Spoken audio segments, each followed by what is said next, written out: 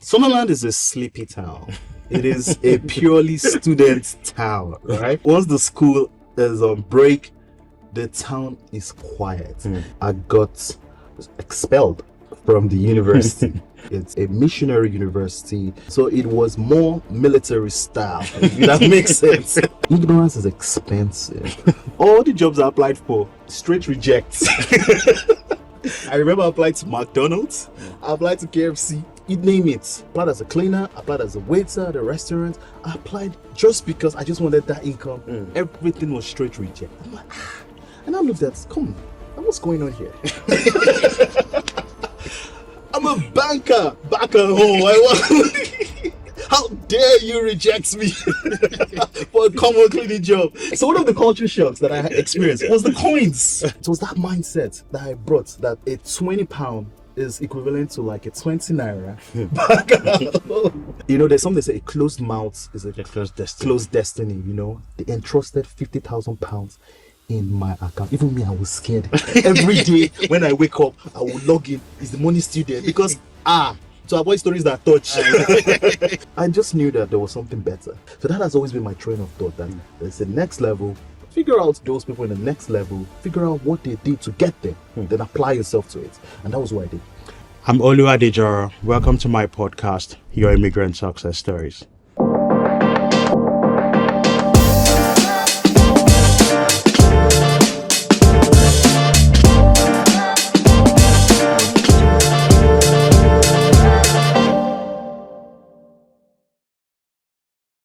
Welcome back to our podcast, Your Immigrant Success Stories. I'm yours and only Odedina. On today's episode, I've got a good friend of mine, extremely dependable, always there for anyone that has some hassle or anything to work through. I can't rate him more enough for all he's done for us over the years. And on the podcast today, I'm welcoming Akin Odedina.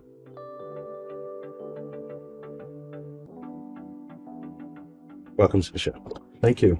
Yeah, good to have you. Yeah, I know it's been a long time coming. It's been a long time coming getting you here, and you know I'm very, very grateful for you wanting to grace the occasion. So I didn't tell you this, but we're gonna start with quick fire questions.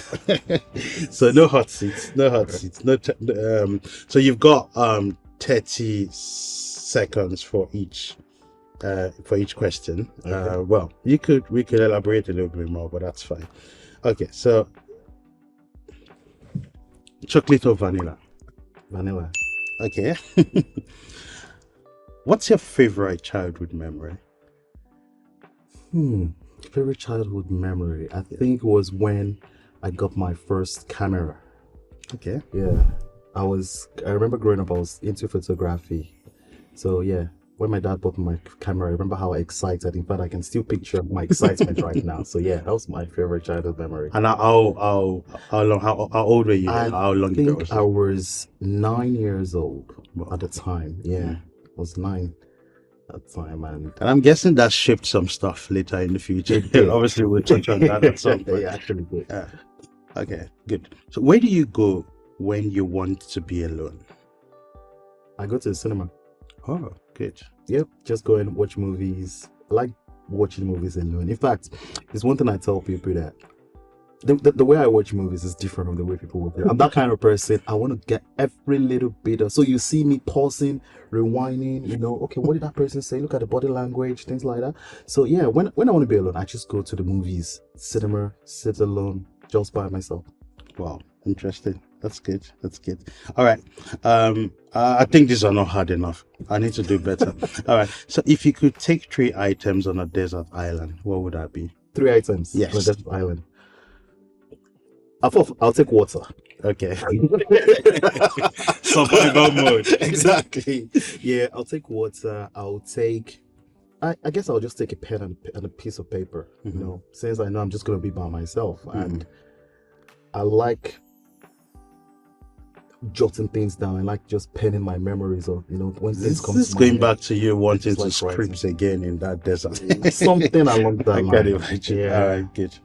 All right, so the other one I had was, if you had chance to have dinner with a world leader, who would that be and why? Ooh. with a world leader. Yeah. Maybe present or past, or seven, who would that be and why? Donald Trump.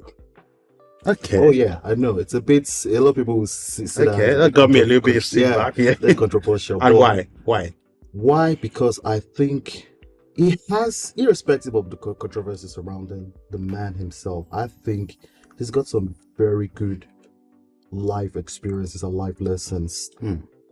I remember my first time hearing about Donald Trump was when on the show, is it You're Fired? That's what's it called? Yeah.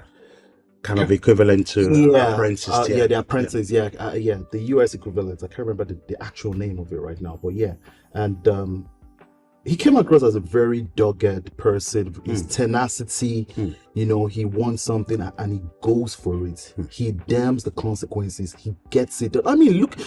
I mean, if anything to go by, he became the 45th or the 44th president? I think it's the 45th president of the United States against every odd. He beats it. He beats popular opinion. He beats the US system, even a sitting president, because there's the power of the incumbent. And he beats the power of the incumbent and he won. If that is not enough doggedness and tenacity, I don't know what it is. I would like to just, even if it's just 5 minutes, let me sit with him. Let me hear, let me just process some of the things that comes out of his mouth. So it's one, I actually do admire him from a certain, I don't agree with everything he does and says, but there's certain things when it comes to business and life that I kind of admire about the guy. Well, that's really good. That's really good. Interesting one. Interesting pick there, I must say. Okay, so the last one you'll be glad to know is, what do you wish you'd learned sooner?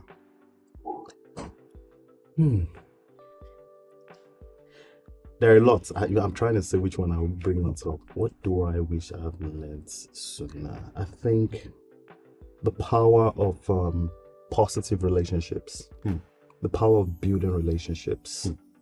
I wish I'd learned that sooner, very early in life.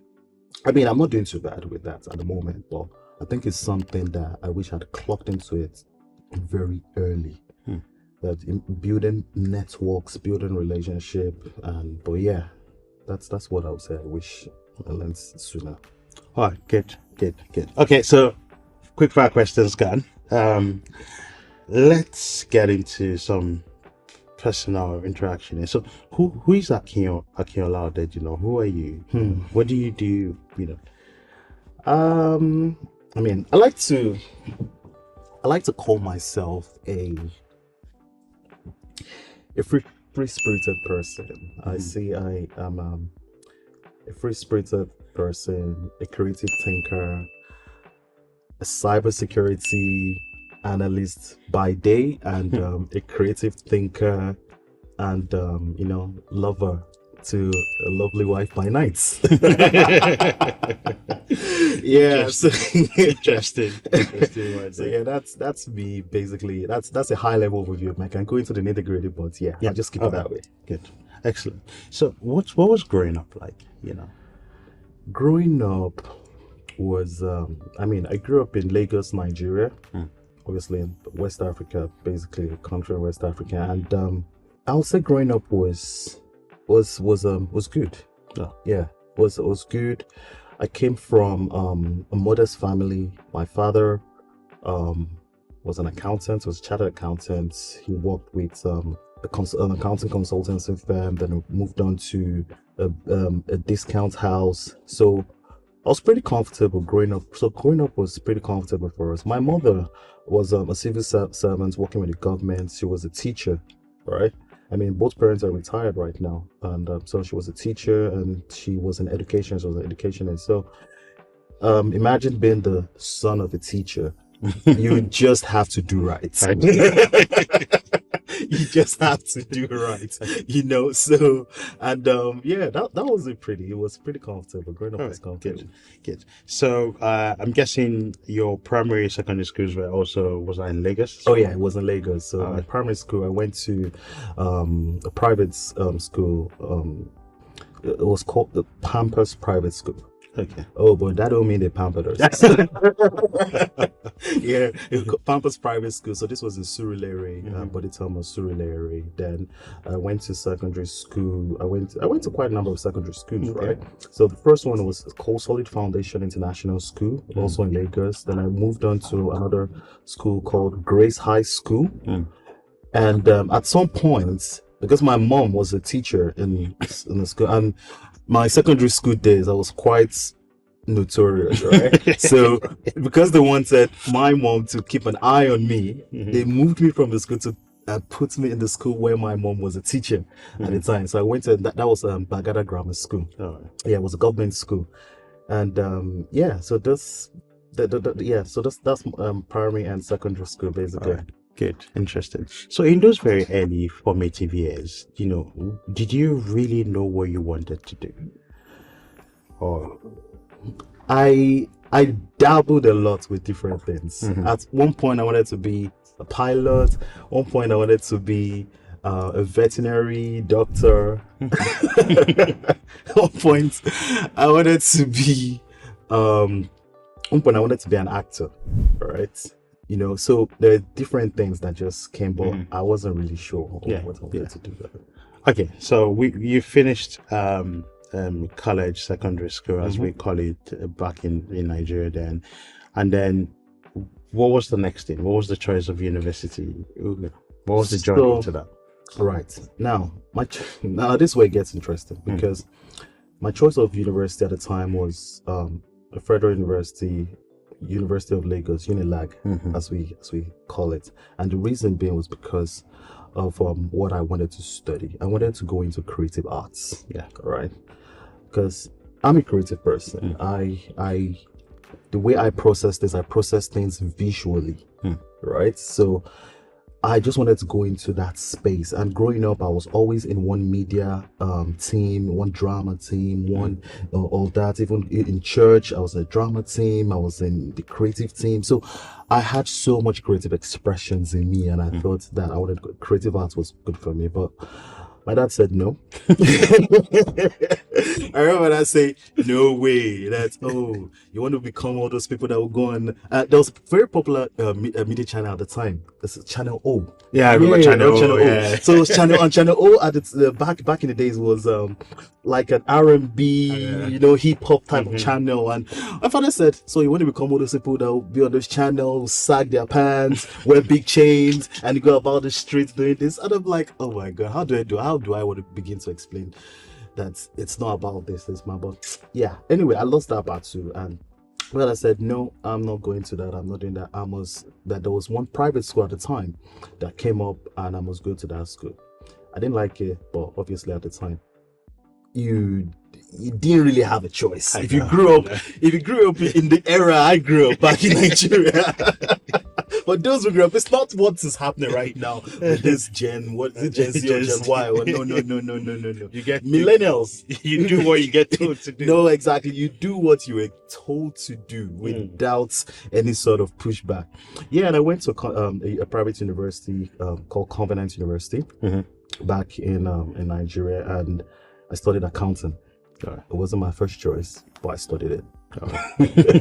So did that have anything to do with your dad being an accountant? Sorry, say that again? Did that have anything to do with your dad being an accountant? I think it did. Yeah. It very much did. It very much did. And I think our parents at the time, they wanted to shape us how they understood. Yeah. So again, it's not any fault of theirs. They just didn't know better. Yeah. Yeah.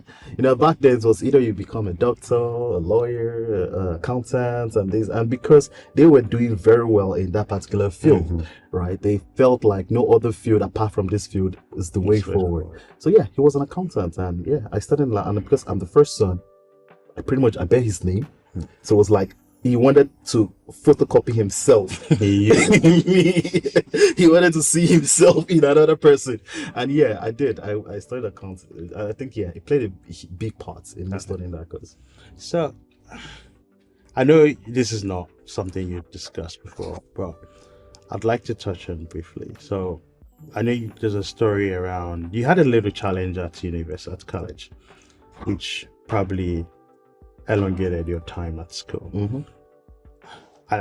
As on my way in this morning, I was reflecting on it. I was like, at that age, 19, 20, thereabouts, it's a lot to take in. Oh yeah. How did you cope? And if you can just highlight whatever you just feel comfortable saying. So, yeah, it's true. I mean, it was meant to be a 4-year course, but it ended up being a 5-year. I ended up spending 5 years only because I got expelled from the university. And again, for those who are familiar with the university, it's a private university, a missionary university based on Christian values, very strict with their operations. There were certain rules. You can't do this, you have to abide by it. So it was more military style, if that makes sense. It was, and the chancellor was a proper disciplinarian. It was not going to take, for lack of a better word, shit from anyone, but again, there were certain flaws in the system, right? And in as much as I could be maybe low-key notorious or rebellious, throughout my state, I was level-headed. Because I was like, I'm not about to get sent home for doing one or two things here. So I pretty much just level set myself, abided by the rules and the regulations of the university. And but on this particular day, I remember I was in my third year going to fourth year, and at the time, a lot of the third year students stayed back after the session, and the reason why was so that they could discuss with their final year supervisors, the project supervisors, to discuss a project tied to, and so that they can begin to plan how they would do their final year thesis and their defense and things like that. And I remember staying back with a couple of other colleagues at the time in school, and on this fateful day, I remember it was a Sunday, right? And because it's a missionary university, it is mandatory to go to church on Sundays. Irrespective of your creed, your background, everyone must go to church. And the church was also not too far, was also in the same space, in the same compound where the university was. So yeah, we went to church. Obviously, church service. And you know how church services in Nigeria could be. It's not the usual 1 hour. Sometimes it can go into 2.5 hours. So we got back, and immediately after the service, we had to meet with supervisors, for just to discuss projects, titles, and things like that. So now imagine a group of students who woke up, they haven't had breakfast because the cafeteria where we could get food for was closed, right? And after church, straight into meetings with the supervisor, and obviously haven't had anything to eat as well. Bear in mind, this was during the holiday season, so the services were limited. Yeah, because students were not on campus, so services were limited. So cafeteria that runs maybe 24 hours was limited that period. And that day now so happened that the senior executives of the university, the chancellor, the vice chancellor, we're going to have a meeting that night. So the cafeteria where we normally get food to eat was the venue for that meeting. So they had to prepare the place. They had to clean and prepare the place ready for this meeting later at night. So food serving was very, very limited, right?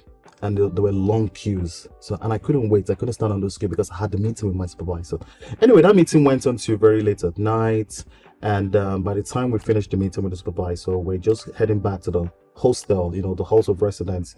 And then we saw the cafeteria lights was still on, because at the time we had just resigned that, it looks like we're not just going to have anything to eat. We're just going to fast for the day, because the cafeteria itself was meant to be for that meeting the senior executives were having.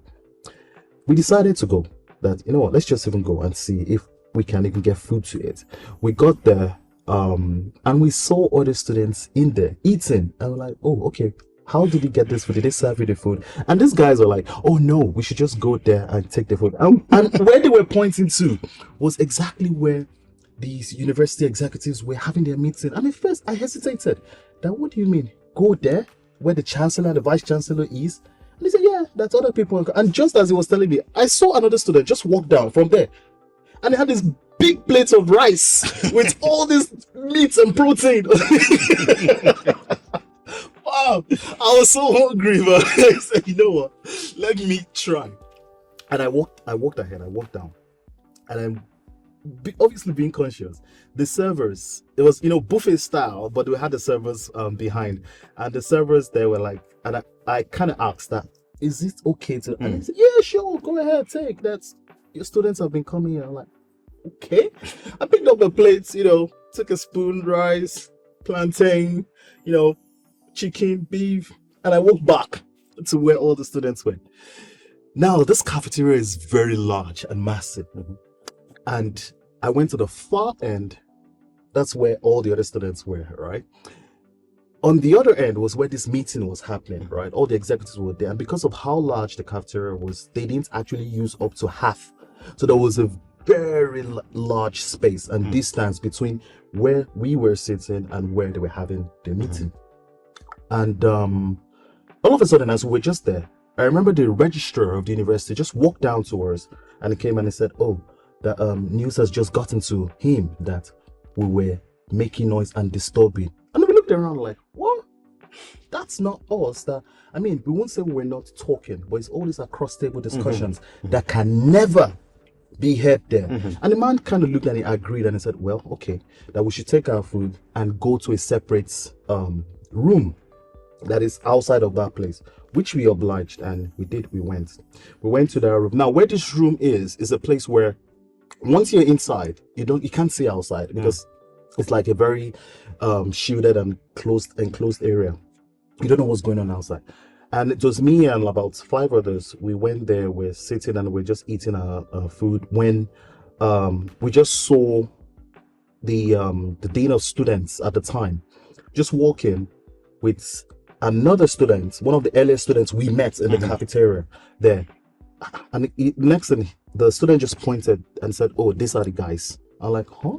What do you mean by these are the guys? And as soon as he just said that, the dean of students affairs just said, okay, guys, stand up, come with us. We're wondering what's going on here. What do you mean by these are the guys? We went out of the place and then we saw this whole chaos. Everywhere was full. All the executives that were supposedly having a meeting, they were outside the cafeteria. It was so rowdy. We're wondering what happened. Then the guy now said, oh, that they said we were making noise and we're disturbed. I'm like, but why didn't you tell them that it wasn't us? Apparently, what had happened is there were other students who were in a similar situation who didn't have or who couldn't get something to eat that day. And because students were eating, they found out that, oh, some students were in the cafeteria eating. Somebody went to the hall of residence and announced it, saying, oh guys, if you haven't eaten, there is free food. And you know how people love free things. So the whole hostel came out. Imagine almost 100 people coming down from the halls of residence, walking towards the cafeteria because they had this free food, and they were making so much noise and ruckus. Now, it was that noise that the chancellor heard and looked around, couldn't see people, but just saw a group of students in the corner there, and they just assumed that noise was coming from us. It was a bit of a, I won't go into other details, but that was just the highlight of what happened. We went through a lot of the investigation. They later found out that we were indeed not guilty, right? By the time, again, because of the operational flaw in the system at the time, no one could actually speak and air the tell the chancellor that this is what happened at the time, because he was like the last authority and whatever he says at the time, and no one had the courage to go against what it is. So that's one of the operational flaws there, and unfortunately we're victims of it. But the only thing that I would say that came out of that was because at the end of the day they were meant to put us for expulsion because they thought they called it was an insubordinate act, it was disrespectful and things like that, and because of that was put up for expulsion from the school. But because of when they did the investigation and saw that it wasn't what it was meant to be, they now decided to recall that punishment or that and decided, okay, go on a 1-year suspension.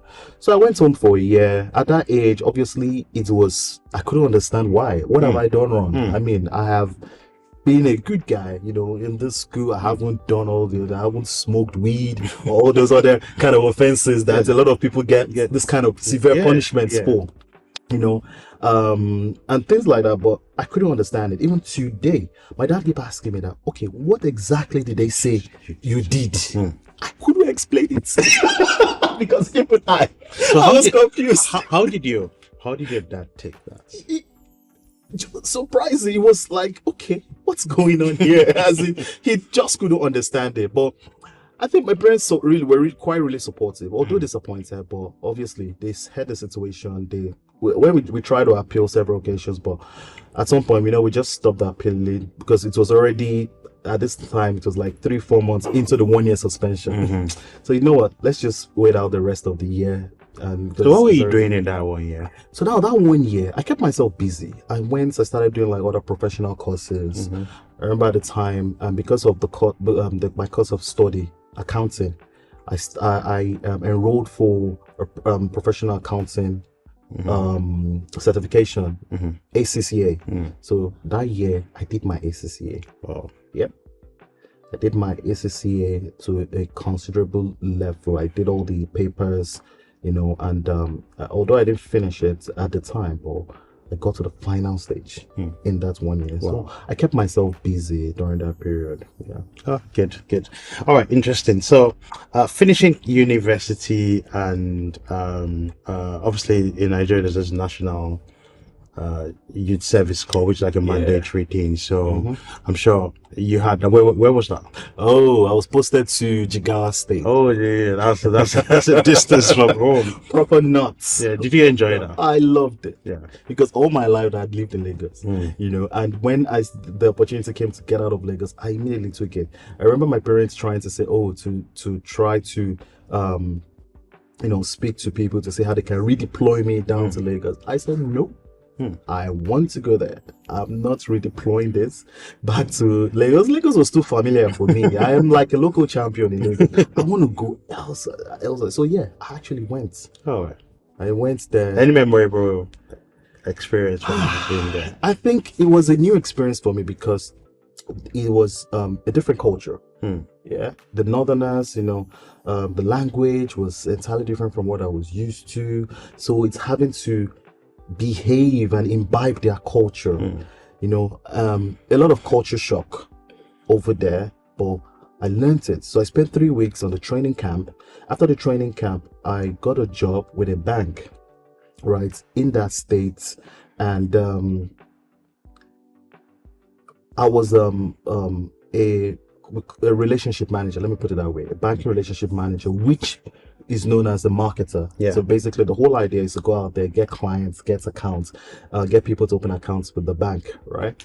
And it was first of all a struggle because one, I didn't understand the language. Two, I didn't understand the culture, right? And three, I didn't have the home advantage, so I was at a proper disadvantage, with in there. But I decided to make it work. I had to figure it out. I had to moan around and say, oh, I can't do this because I don't understand it. I decided to learn.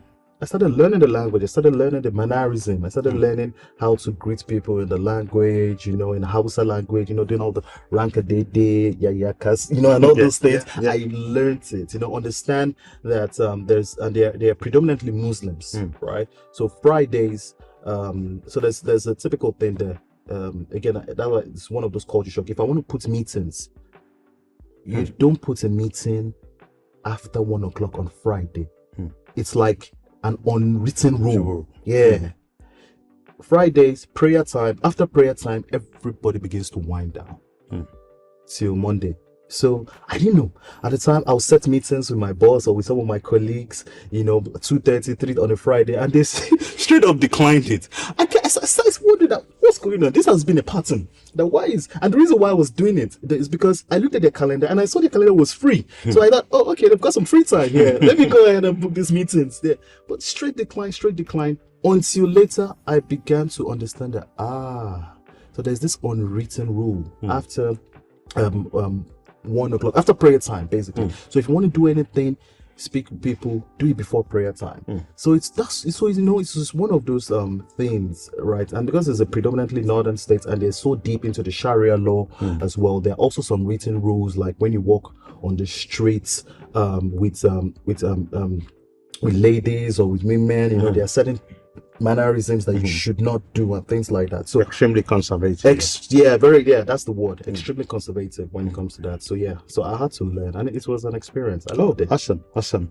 Okay, so let's take a trip now. So you finished that National Youth Service Corps.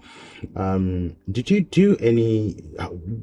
When did you find yourself in the UK, and when did that thought come true? So the thoughts to come to the UK for a master's second degree, as people call it, came during that year, while I was actually doing my youth service. And it was just a conversation with my dad, and it was like, oh, okay, I should go to the UK for this. At the time, I didn't see the sense in it. Because I had already, so this was after, by the time I now finished my youth service, I'd done so well in the bank retained me. I was working, I was young, I was working, I was making some good money at the time. I had a car, I was living the dream. The bachelor life, the dream, and this was me still in the north. At the time I'd now moved to Kano, which was a neighboring state. Okay. So I was there, just living the bachelor life, had a car to myself and had this so much money, and I was being paid the same rate as someone who works in a bigger city like Lagos or Abuja was being paid. But yet the standard of living here was not the same. Different, was way lower. So I can imagine how you were balling. Oh God, you can't even imagine. I had a lot of disposable income, so I was good. And then came the thoughts that, oh, okay, leave all of this and go to the UK. Like, why am I going to do this? But eventually I kind of saw, I saw reason, and that was it. Did the application, applied to the university, and processed the visa, and that was it. And that was how I came to the UK. Here you go. So where did you land first? What airport? Heathrow. Okay. You landed at Heathrow, and you were going to straight to Sunderland. Okay. Yeah. So what was the experience like landing? Looking around, and like I'm sure you've holidayed in the past in the UK. I don't know, but I mean, landing and finding your way. How was that experience? Like? So I mean, it's. So at the time, it was my first time in the UK. I hadn't come to the UK before then, right? But I had cousins who were here, all right? So, and they were living in East London, right? So that's what they were saying. And they had already told me, okay, when you land at Heathrow this terminal, take this train, go to this place, go to this place, and So I kind of figured it out myself, to be fair. Landing, and I looked the train maps, and so I was like, okay, so this train, it's 5, 6, 7, 10 stops to this, and that was how it was. That was how I actually did. And I met up with my cousin along the way. She was in another station. She joined the train in there, and from there, and she was here before me, so at least she knew a bit of the lay of the land. And I stayed at theirs for I think a couple of weeks before I now headed to Sunderland, where I went to resume school, and I was there for a year. But yeah, that was my experience when I first landed. So how was Sunderland like? How was schooling in Sunderland? It was Sunderland is a sleepy town. It is a purely student town, right? Once the school is on break, the town is quiet.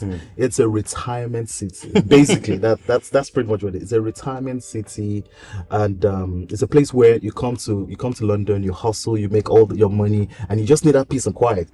Go to Sunderland. Go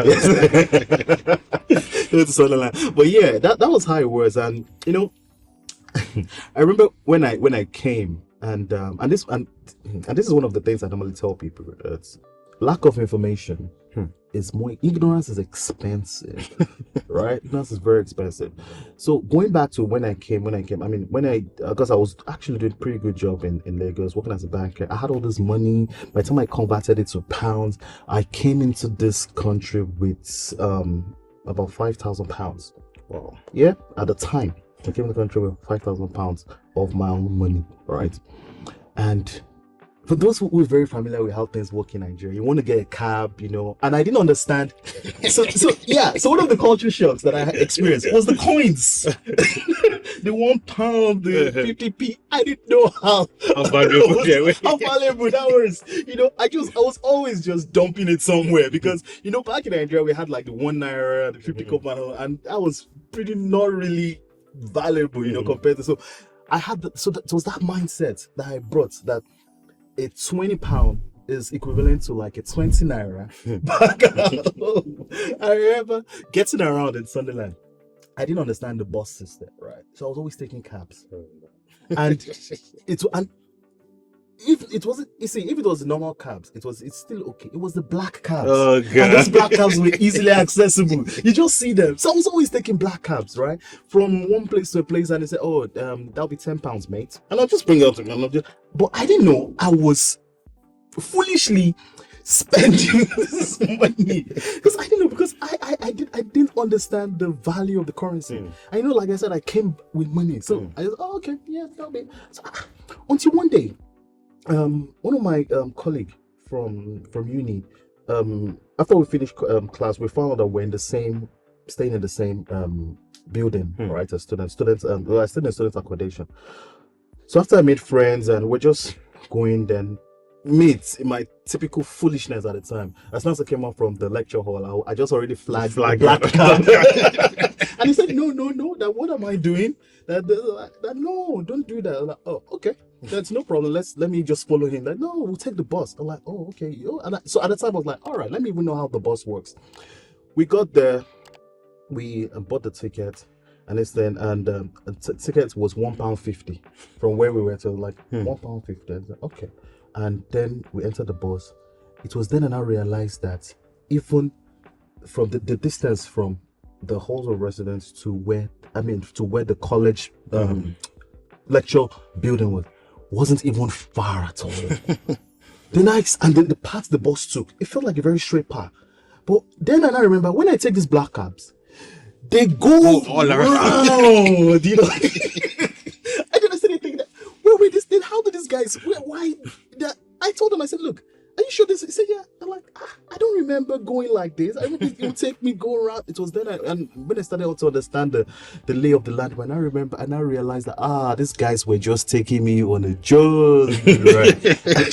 So that the meter can keep rolling. And then I realized, I've just been wasteful. It was then I now started applying myself to understanding the value of the currency, and at least I started saving, I started keeping money. So it was a bit of culture shock hits me at first, but I guess I had to learn because I was going to be here, so I didn't have a choice. Did you work at all whilst you studied? I tried to, but all the jobs I applied for, straight rejects. I remember I applied to McDonald's, I applied to KFC, I applied to some corner shop back in Sunderland over there. I can't even remember the name now. Applied, you name it. Applied as a cleaner, applied as a waiter at a restaurant. I applied just because I just wanted that income. Everything was straight reject. I'm like, and I looked at, come on, what's going on here? I'm a banker back at home. How dare you reject me for a common cleaning job? You understand? So I was like, but I just decided, you know what? It's not like I really needed the money at the time, but I just wanted to do something to start earning in pounds. I brought pounds from Nigeria, but I said I want to earn pounds. But when I saw it wasn't working. I just left it and I just focused on my studies and I finished. Okay, so you finished, and I remember back then, must have been around 2010. I can't remember. 2010. And I think I was walking through the street of Manchester and I saw you. It's like, what is this man doing here? So how did what was, Sunderland to Manchester? Yeah. What motivated that move? Okay, opportunities. Like I said, Sunderland is quite a sleepy town. So there weren't a lot of the kind of jobs I wanted. Like corporate style jobs. Wasn't a lot there. And I had more friends in Manchester at the time. So it was one of my friends who we went to Covenant University together, who was already based in Manchester. I just reached out to him. Look, I finished my studies. I'm looking. I don't want to settle here. What's Manchester saying? And it's like, yeah, come down. And I'd done my research, and I'd seen that Manchester was quite metropolitan. You know, after London, you could easily argue that the next would be Birmingham, then maybe Manchester, right? So, and started searching for jobs around, and I saw that there were quite a number of the jobs that I wanted to do, right? I'm like, okay. And again, Manchester too was relatively not expensive than London. London was, at the time, I couldn't afford London. So I decided, okay. And I moved down to Manchester because I already had a quote unquote support system, which again is very important. So I had all these friends who were settled. So when I got there, I remember staying in his house, Tokumbo. His name is Tokumbo Makinde. I remember staying with Tokumbo at the time, and one other friend as well, Dakbo. I stayed in their house. They housed me for the better part of 6 months. Wow. And I didn't pay a dime. Wow. Shout out to you guys. I know those guys, by the way. Dakbo, Tokumbo. Thank you so much. Shout out to you. A dime. They didn't collect £1 from me. And you know how it can be here. Everyone's got bills to pay. Yeah. But they housed me and they didn't collect a dime. At some point, I started feeling guilty. But I think you understand the situation. I wasn't working at the time. I didn't have anything to give. But at least I tried. Maybe I chip in a little bit. Maybe if we're going grocery shopping, I'll tell them, don't worry, I'll handle this bill. You know, even if I give them money for rent, they won't collect it. They're like, that you haven't started working, keep your money and things like that. So they housed me for about 6 months. There, both of them, between the two of them, before I now got my own apartment and moved in with another friend as well. So yeah, that's how I just kind of settled in Manchester. Excellent. So going back to saying Manchester, what was the first? So I'm sure at some point you had to start working. Oh yeah. What was that like? Did you class that as the first career break, or what would you say? So the first job I got was a customer service role with the Royal Bank of Scotland. Hardman Boulevard, I can never forget. I know. Yeah, we went there. We went there.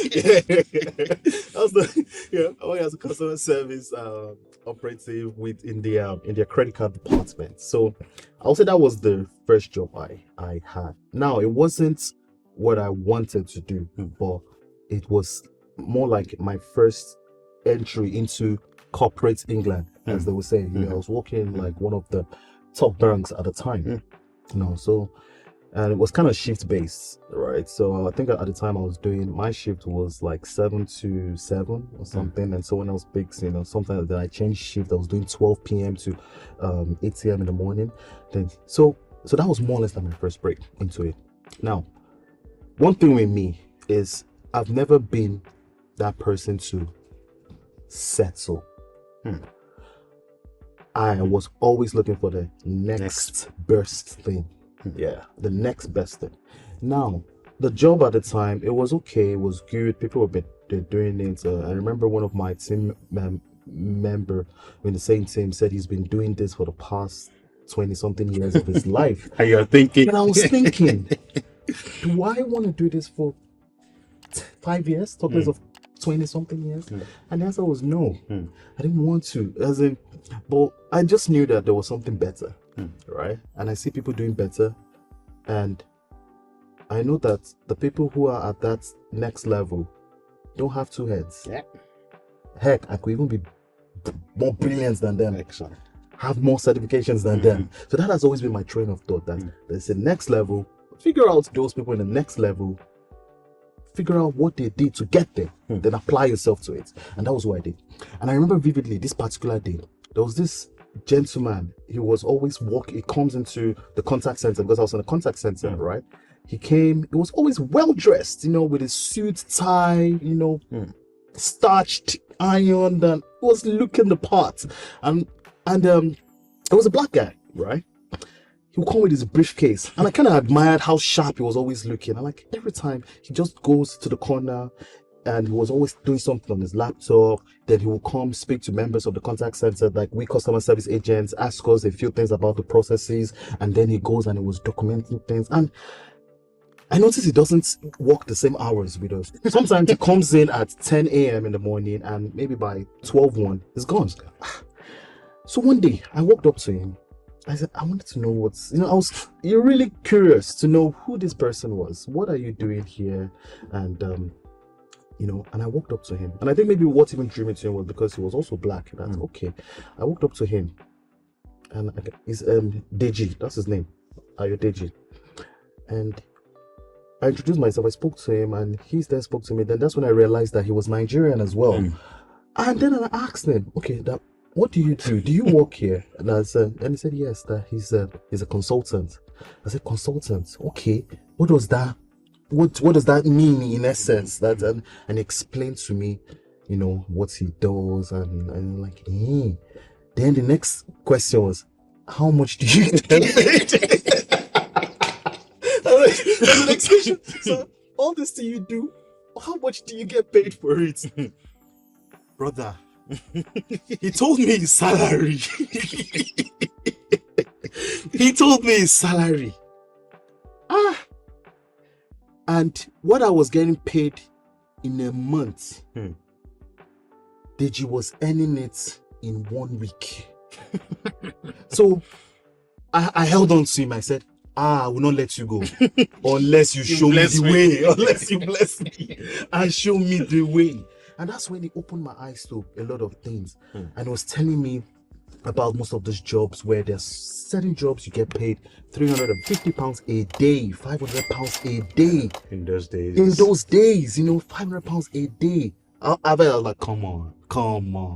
When people tell you that, you think, nah, you're onto some next level drug or credit card fraud or something like that. But bro, that's why I keep saying ignorance. Access to information, especially when you move into a new land, is very important. He broke it down for me. First of all, when I didn't believe it, he showed me his pay slips. His slips at the time, and I looked at it and I actually saw it, and I'm like, okay. So that was the first step in my believing him. The next step was he now opened a job site where you can actually see these jobs. And I saw them myself. Then he explained, that what he's doing is called a business analyst. He's a business analyst, change consultant. I was like, right. So what does that mean? Apparently, what his job was at the time was to look at our processes, how we receive calls, right? The normal write standard operating procedures, write the call script, because as a customer service agent, there's certain scripts you follow. So when a call comes in, as an agent, I was like, oh, hello, you're welcome to Royal Bank of Scotland. How can I help? Got it in here. You have it, man. I did that job with all my heart. Hello, you're through to Akin at Royal Bank of Scotland. How can I help? Oh, okay, sure, definitely, I can help you with that. And things, so the script. So we had a script that we were following. Apparently, he was the one who created those scripts. He was the one that created the whole process, the whole workflow, that escalation points. If a customer wants to query certain things on their credit card statement, you do this. If it's in this, you escalate it to your manager. And so he created all that workflow. And I looked at it, I said, so all this, and I think what even shocked me was the fact that he was getting the information from us. And they're getting paid for it. I get paid for it. I get paid for it. I'm getting paid this ridiculous amount at the time. I said, nah, I'm not doing this anymore. I think at that point, that was the beginning of a change, because I now became uncomfortable. That job that I was so glad to start, all of a sudden became like a burden, because I now had a burden that, yes, there's this next level. I want to get to it. At that point, I remember when I wake up and I'm in the bus going to work, I was always frowning. I wasn't happy with the job. That was my cue that you have to leave. So spoke to him. He puts me through. You do this, you get this knowledge, do 1 or 2 certifications at the time, and he pretty much mentored me. So there's a role of a mentor in all of this as well. He mentored me in how to become him. He pretty much unloaded himself and uploaded it into me, right? And that was it. And that was how I pretty much moved away from that. I remember my first business consultant role was in Leeds, which was a neighboring city. At the time, it was with a manufacturing company at the time. And again, it was the same change management thing that he was doing. So I got on the job, and again, he was also there to mentor me, to say, okay, you do this, you do this. And that was how the trajectory of my career in the UK changed. Wow, that's so insightful. That's so insightful. Okay, so taking a look at this now, we're going back. You came into Sunderland. You came in presumably, I guess, with a student visa. Oh yeah. At some point, you must have moved to the standard post-study work visa afterwards. What was going on then? Because you've not talked about being sponsored. How was immigration going? Immigration was not easy. That I can tell anyone for free. It was a bit of a roller coaster, right? I can tell you that now, because at the time governments were changing, and with every new government, immigration policies changed as well. I came in during Gordon Brown's time. Tony Blair was just leaving at the time. Yeah, it was Gordon Brown was there, and I think Labour, it was a Labour Party. Was a Labour then? Yeah. During that period, they were very free. They had a lot of beneficial policies to we immigrants coming in at the time. And I came on a student visa. Now the student visa affords you to stay, you stay here just a little while after you study. I think maybe about 6 or almost a year after your course of study. Then the next thing you now have to go after the student visa was another visa at the time called the post-study work visa, which is a visa after you finished your studies. You get on this post-study work visa that they give you for 2 years, and within that 2 years, look for any job. You can work, you can, do everything, although it still has its own limitations. You don't have any recourse to public funds and things like that, which is absolutely fine. After that, that's where that's where it became tough. Life became difficult. No, that's where it became tough. Now, there were quite a number of other visa schemes at the time, but I did not know about it. I did not know about those visa schemes. There was one called the HSMP. Highly skilled migrant policy. That is it. That's the one that a lot of people were latching onto after the student visa. But again, like I said, knowledge is power. Ignorance is expensive. I didn't know about those visa. I didn't know I even qualified for it. If I'd applied for that, my whole immigration story would have been different. So this was back 2010, 2011. But I now applied for the post-study work visa, right? And that HSMP visa at the time, I think you get it, I think it was for a straight 5 years. It was 5 years. 5 years. Yeah. Then after the 5 years, you get onto the indefinite leave to remain. You're done. And you're done. And you become, you naturalize and become a citizen. But with this post-study work visa, the routes that I took, it was going to be a 10-year route with multiple expenses across the way. But I didn't know about that one. By the time I got the post-study work visa, that was when I now realized that there was one HSMP visa. And by that time, David Cameron had come into... And they started locking and he locked it. He started shutting all this. And at the time, it was too late. By the time I knew about the visa, I couldn't apply for it because David Cameron had closed it all and boom, that was it. So got on this post-study work visa. When that got expired, and I had to get on another visa called the entrepreneurship visa.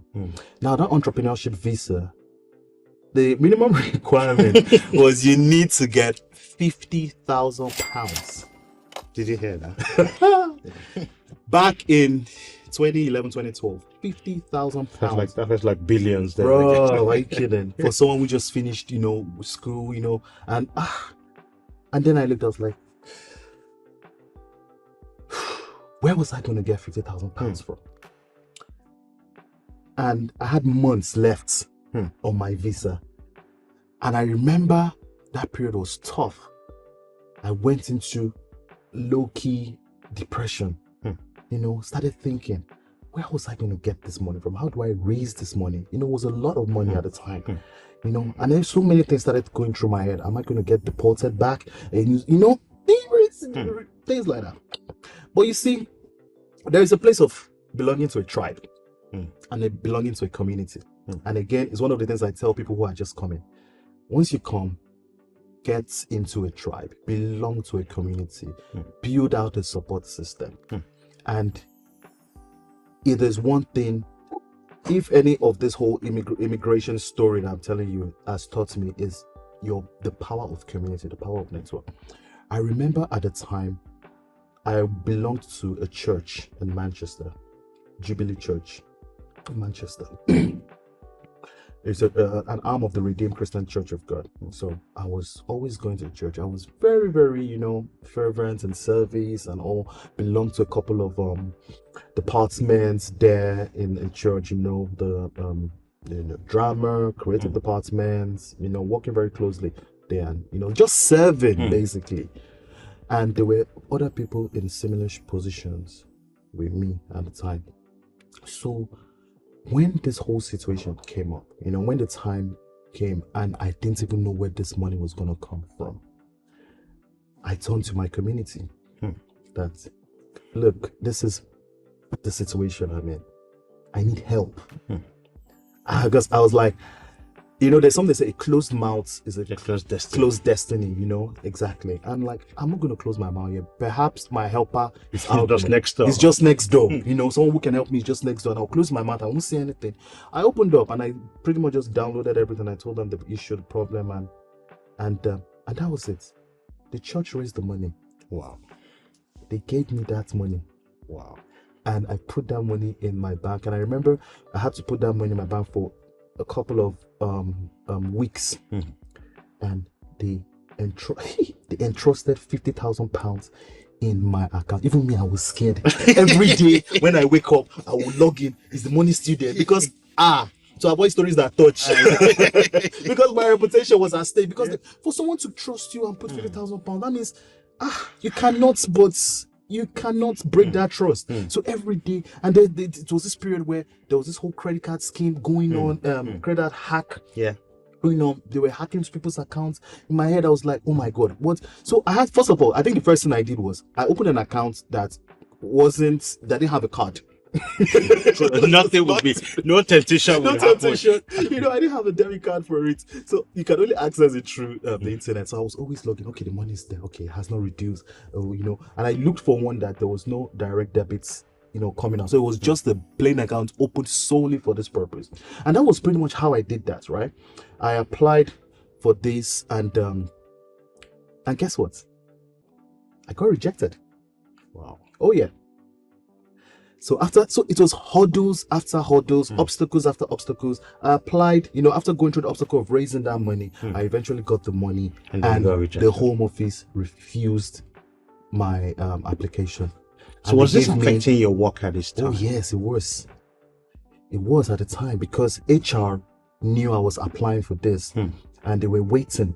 At some point, they couldn't wait again, and they told me a letter, and they gave me that letter, and they said, that their policy, requires that I have this, and unfortunately, the policy also requires that you stay. That even if you have applied before the expiration of your current visa, they can hold me on for maybe about 6 or 7 months. After that, they'll have to let me go, because I argued that this is a letter from the Home Office saying I've done this application and all. Unfortunately, somehow, maybe they reached out to the Home Office, and the Home Office now told them that I've been refused. So they had to let me go. It's because it's somebody's standard operating procedure there. He just said that is very simple. So yeah, they let me go, and I appealed. So the Home Office gave me 30 days to leave the country or make an appeal. Wow. So I had to appeal. I appealed, and this was in 2011, and towards the end of 2011, that's when I appealed their decision. But it was such a long process. I didn't get a court date until middle of 2012. So how were you surviving then? That's the next thing I'm about to get to. It was tough, I will tell you that. It was very, very tough, because I put in all of my savings into making the application, because again, these applications were not cheap. I know. I put in making all these applications, putting all these things in process. They already returned the 50K back to the community that gave me the money. It was very difficult. I couldn't pay rent. I had to cut back. I'd maxed out my credit card. My credit rating had dipped because I was defaulting on payments, because I didn't have a source of livelihood at the time. It was tough. It was really, really, really tough at the time. I remember, I remember, I was staying in an apartment, 2-bedroom apartment with another friend of mine, Edmund, and we're staying in the apartment in the Salford area of Manchester. And at some point, I couldn't even put on heating because I can't imagine. It will be so cold, but I can't put on the heater because I couldn't even afford to pay electricity bill. And even the rent, I couldn't pay it as well. I remember one day a friend of mine came from London. All right, he came from London to, just come spend some time with me. And we're just talking. He was going through similar immigration challenges and he just needed a change of environment. So he left London and he said, you know what, he just wanted to come to Manchester to clear his head so he can figure out what his next move would be. And he stayed with me for that weekend. And I remember him going back on the Monday morning. So I escorted him to the train station where he would get his train that would take him back to London. And at the time, I was owing months in rent. I think about 6 months in rent. Wow.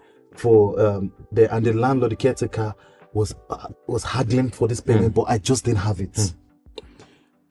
I got back from the train station, and by the time I got to my apartment, I didn't see my door.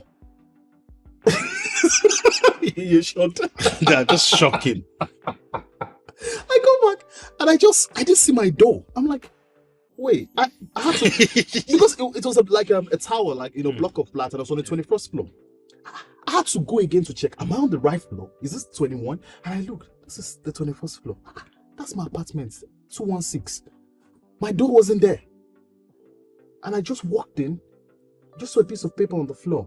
And I picked it up. It was the caretaker saying, we've removed your door. When you're ready to move out of the apartment, let us know. And I looked at it like, is this even legal? As in, I was shocked. And this was during the winter months. And you were not putting on heating. I wasn't, even at the time, the energy company had already come to change our meter. So it was now the prepaid meter when you plug in. And you know how that meter works. What they do is they begin, whatever you upload it to, they begin to take units of the one you're owing. Yeah. So if you upload, if you pay £20 into that, it might not be £20 worth of it, but it gave maybe £5 because they're taking £15 towards what previous. So I was like, God, what am I going to do? I'd had no job. I had nowhere to go. There are times I sleep in darkness. It's flipping cold. And I had this door that has been taken away from my apartment. When I think about it now, I can just laugh. God, I really went through some shit back there, man. I remember even at that, I said I can't go. I don't know where to. Where do I go? What I did was I just took like a piece of bed sheets. Just nailed it to the doorpost on the on the left side. So that was my door. So I was just open, just going, and that was it. If I was leaving the house, maybe going somewhere, I take my mattress. It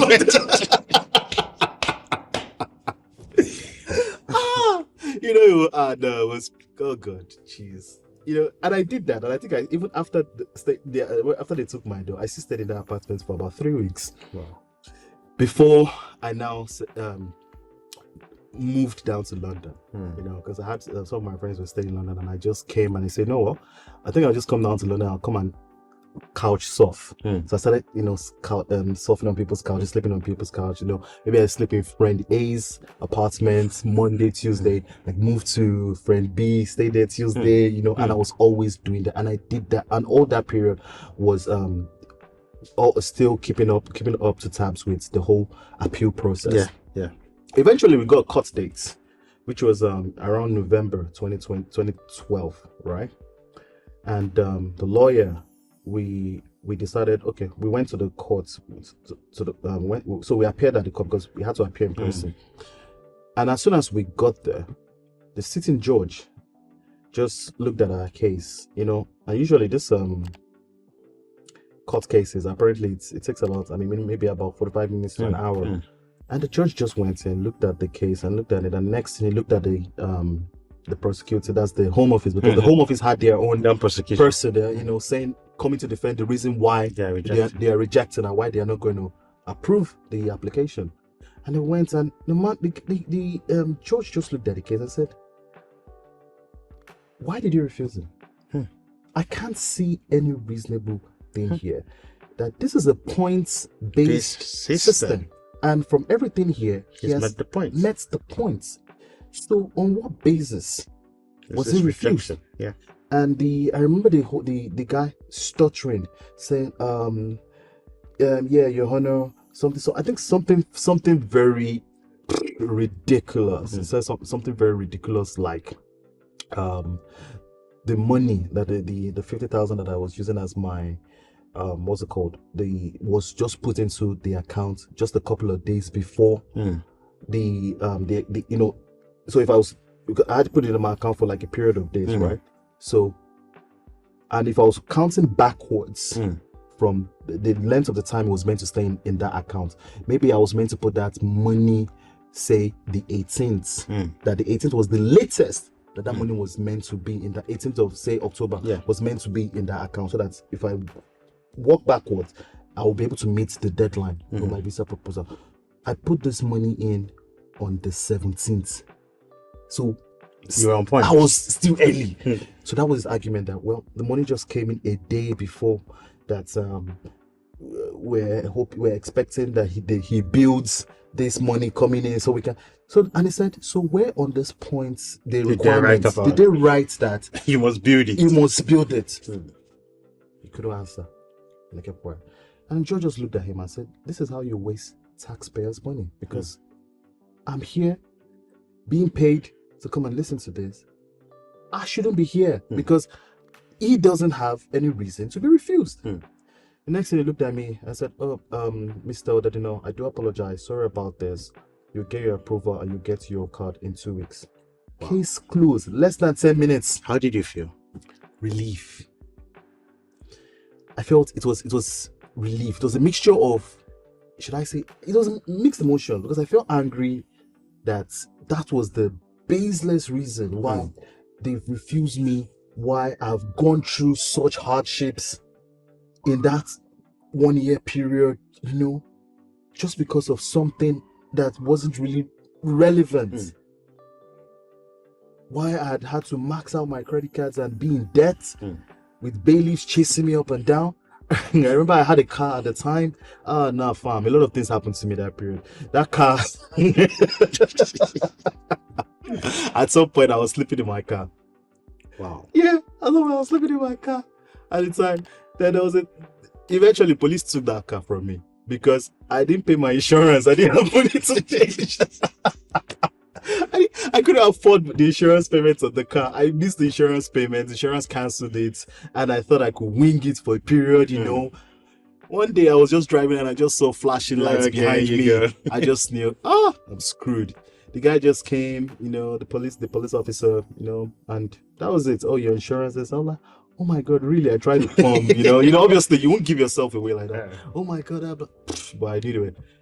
That car didn't follow me home that day, and that was the last I saw of the car. The next thing, the towing van just showed up, picked the car up, put it on the van, and that was it. I lost that car.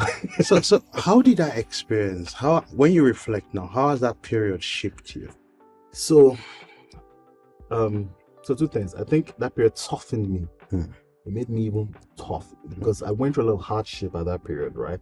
And if I'm beginning to, and it has toughened me in such a way that even at work, in the workplace, if I'm going through some sort of hardship or some sort of tough environment, I can survive in it. I had friends at the time who were going through a similar situation and they couldn't, and they left. But I stayed, endured it, went through it all, and I came out. So it has mentally toughened me. I think it's more of a mental influence that thing has done to me, where for me it's like, in the face of, there's no adversity you throw at me right now that I won't be able to handle it. Yes, it might take a few things from me, it might emotionally wound me, but I'll come out of it strong. Wow. This has been mind blowing. I didn't see this coming at all. Honestly. I didn't see this coming at all. Okay, so just let's take one more question. So if you were to give an advice to people that are just coming into the country, migrants, what would that be? What would that advice be? I have a lot to give them based on my experience. The first one is build a support system. There's a saying that's in my language, and I'll say it in my language and I'll interpret it. Ibite your man desi lo daju. Meaning the place, if you're coming to a new land, the first place you get to would form your belief, or you form your belief system. So build a tribe. When you are coming into a new place, so those coming who are immigrating, once you come in, there are people who have gone ahead of you. Walk up to them, talk to them. Do not keep things to yourself. Like I said, a closed mouth is a closed destiny. People can't help you unless they know what you're going through. So open up, let people know what the situation you are going through. Belong to a tribe. Seek knowledge. Because knowledge is power. A lot of things that I know now, that if I knew then, it won't take me 10 years to fully settle. I would have settled in my 4th or 5th year. So knowledge is power. Seek people who have this knowledge. Belong to a tribe, belong to a community, because it is within these communities that information is being shared. Then get a mentor. Get a mentor who will be able to mentor you, that would tell you this path you're going is not the right path. That if you keep going on this path, destruction is just ahead.